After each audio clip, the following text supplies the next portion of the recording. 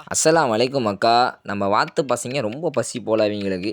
நம்ம கூப்பிட்டோனே உடனே வந்து நிற்கிறாங்க. அதுவும் அந்த வான்கோழி எங்கேருந்து வந்துச்சுன்னே தெரியல. திடீர்னு ஒரு ஜம்ப் வந்து கொடுக்குது நம்ம பின்னாடி வந்து.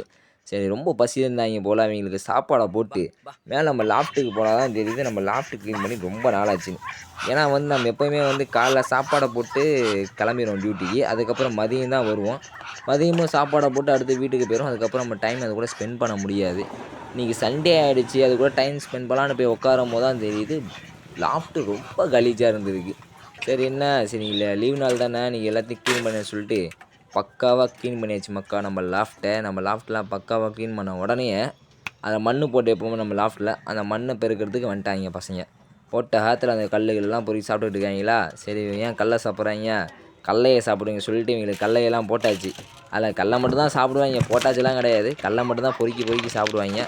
அதுக்கப்புறம் மக்கா தரமான அப்டேட் ஒன்று இருக்குது. அடுத்த பாட்டில் காட்டுறேன். அடுத்த வீடியோ வர வரையும் காத்திருங்க.